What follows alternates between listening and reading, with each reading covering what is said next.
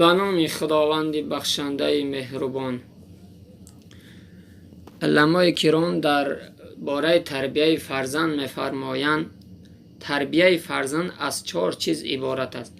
همین اگر فرزند 4 چیزش اگر نیک باشد، فرزند بهترین فرزند میشد. ما توجه کنیم این 4 چی است. علما بیان میکنند که اول وقتی که انسان فرزند نیک میخواهد باید مادر خوب داشته باشد. فرزند اگر مادرش بهترین مادر باشه، فرزند خوب میشه.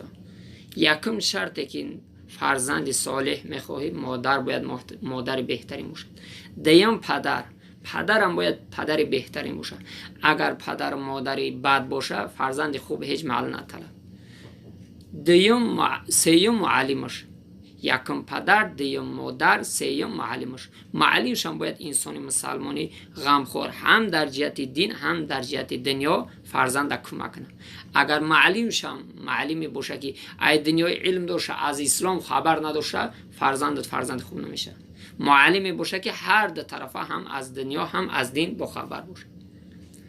چهارم رفیق فرزند هم باید انسان خوب باشه.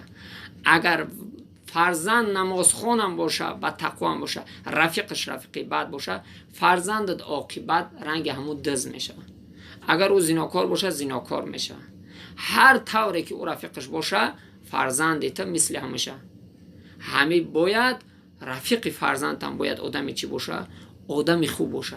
اگر رفیق فرزند درس گریز باشه، در درساش اشتراکی نکنه، فرزندت هم مثل هم میشه. به همین خاطر هر کسی که فرزند خوب میخواه که خدا نصیبش کنه، این 4 تا اهمیته. اگر به زبان بگیم که ما فرزند نیک میخواهیم، نه که این 4 تا اهمیت ندیم، هیچ محل منتظر نباشه.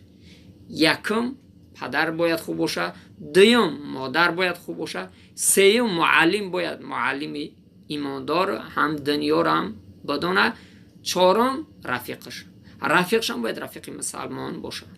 همین 4 تا که نیک باشد، ان شاء الله خداوند متعال بر ما و شما فرزند بهترین میده.